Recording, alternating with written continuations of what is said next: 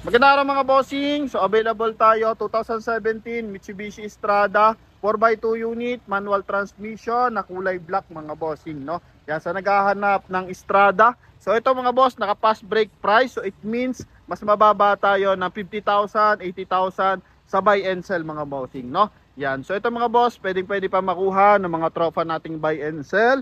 Tinakpan natin ng plaka para na sa ganun may privacy sila at pwede nilang mabenta ng mas mahal. Pero sa ating mga subscriber, eto na yung pagkakataon nyo kung naghahanap kayo ng manual transmission na Strada. So ito mga bossing, papakita natin mga boss, no? So GLS na manual transmission, dalawa yung susi niyan mga bossing. Push start po itong ating unit. Mileage nito 78,000 kilometer mga bossing, no? So sa ganitong scenario, paghatak lang siya ng bangko mga boss, so to follow yung original papers nito, yung ORCR mga bossing, no?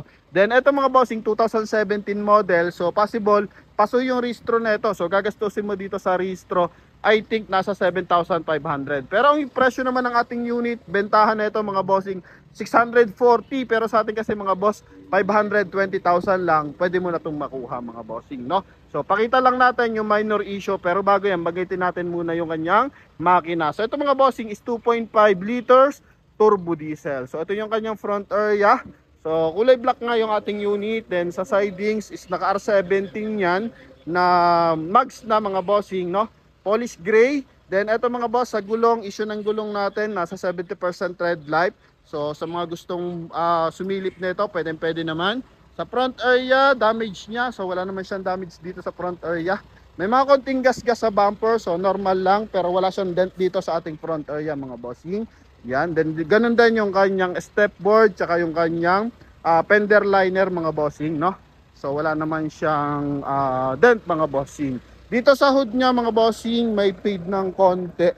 Pero pag binapping daw, matatanggal to as per dito sa ating mga tropang nagbabapping. So possible matanggal pa daw yan. So hindi naman siya big issue mga bossing. And eto mga boss, sa kanyang headlights, so wala naman tubig yung loob. So usually kasi pag natatawin ka sa bangko, nagkakatubig yung loob. So wala naman mga bossing. Eto sa siding, sa gulong lang yan, 70% red light. Sa side niya mga boss, eto naman sa side niya. Yan, may mga konting gas-gas. Eto may dent ng bahagya. Ano? Then dito rin mga boss. Yan, so may mga ilan mga bossing. Then eto. Yan, so pakita lang natin ng bahagya mga boss, no? And eto mga bossing sa interior. So silipin natin sa interior. Keyless yan mga boss ha, dalawa pa yung susi niyan. Okay, so eto mga bossing, naka-automatic climate control, naka 2-din audio system, naka-dual airbag yan mga boss. Okay, so ito naman, presentable pa yan, kulang lang talaga to sa linis mga bossing. Yan. Kung kaya naman short sa budget, so saka nyo na ipagawa yung mga minor dents.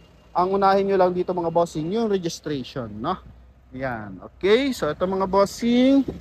And ito nga pala mga boss, kung direct barrier yung makakabili, so pwede naman natin itong mga bossing, ipa PNP clearance bago nyo ilabas dito sa ating dealer. So yung ating dealer mga bossing, nandito na rin yung ating tag dito, HPG. So nandito rin, so hindi na kayo mahihirapan mga boss, no?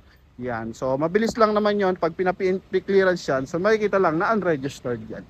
Okay, then pwede nyo na-registro rin dito within the day lang din mga boss, no? Yan, eto mga bossing yung kanyang bed liner, so walang butas, walang biyak. So yan kasi yung kanyang mga magandang dyan, tag dito, makuha yung walang damage kasi medyo mahal yan. Eto may konting dent mga boss. Eto yung kanyang likuran. Okay, so nawala lang dito yung kanyang nakalagay na GLS mga boss, no? Yan. Okay, so silipin din natin mamaya-maya yung engine bay. So ito mga bossing, may rain visor dito sa kanyang kabilang side.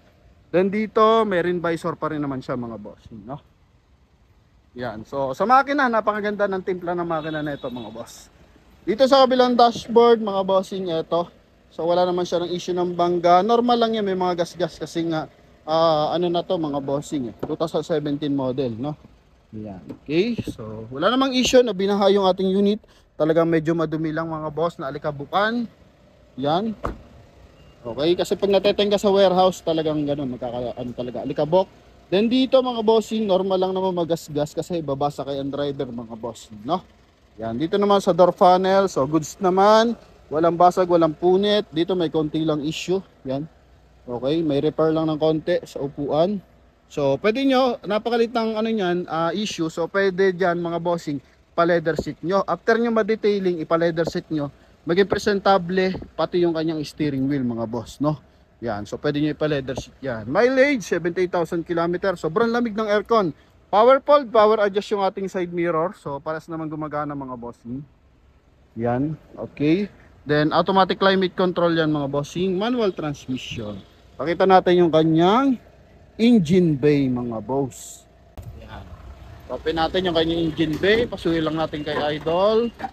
Yan, masilip din natin kung may issue siya ng bangga. Okay dito sa kanyang headlight mga bossing, so wala naman. So normal lang na ganyan kadumi yung ating unit. No, normal lang yan. So yung timpla ng makina sobrang mga bossing, sobrang tining. Yan, nagbabasa-basa sa sobrang lamig ng aircon mga boss. Okay, so wala naman siya issue ng bangga mga boss. Lilinisin lang to, walang putol. Walang putol mga bossing. Dito naman, wala naman dento dito mga boss, no? Yan, para sa ating mga buyers na bibiling malalayong lugar, ito, sinisilip ko na. Okay? Yan mga bossing. O, sa hood naman mga boss, ito mga bossing, so wala namang ano yan. Wala naman dent or kumbaga tag dito, bahid ng bangga mga bossing. So yun lang naman mga boss para sa ating mga buyers na interesado. So ito yung ating Strada mga bossing. Front area, engine bay. So detailing lang ang gagawin nyo dito mga bossing. Then restro. Sa restro 7,500 lang yun mga bossing. Okay, kasi pasuto mga boss. Automatically pasuto. So restro na ito mga bossing, doon pa ito marirehistro sa unang may-ari. Then waiting tayo sa papers netong lumabas mga boss, no? Yan. So usually is 30 days to 60 days ang ang labas, minsan 90 days mga bossing. Pero sa mga nakakaunawa sa ganung transaction, mabibigay naman dyan sa inyong papeles mga bossing is meron tayo diyang deed of sale, tapos gate pass ng bangko, and katunayan na bayad na to sa bangko mga bossing. Then ano pa ba, yung mga release of chattel, so to follow na lang yun, tsaka yung original CR mga boss, no? Yan, so yun lang naman usually makukuha mo dyan. Then eto mga bossing is highly recommended naman yan. Sa mga gusto i-check, pwede rin puntahan. Pero para sa akin, goods na to mga boss, no? Manual transmission 520,000, so pwede nyo i-check sa market kung magkano ang bentahan. And sa papeles, so yun naman, kanina may pumick up ng papeles natin, so na-release natin siya ng parang May something, so kanina lang nakuha, galing naman ng BPI yon. Strada din na manual transmission, buyer natin sa Mindoro mga boss. So nakuha na kanina yung papeles. So sa mga nakakaunawa, talaga makakamura kayo mga bossing, no? So checkin nyo lang, papakita naman sa inyo kung ano usually na dapat makuhang papeles kapag ganitong unit mga bossing, hatak ng bangko. So yung mga abangan yung papeles, papakita natin sa inyo mga bossing. So for now, deed of sale, tsaka Xerox ng ORCR ang makukuha natin. Then gate pass galing sa RCBC mga bossing na release na tong unit na to mga bossing. Alright, so yun lamang mga boss. Thank you very much. God bless. Bye bye.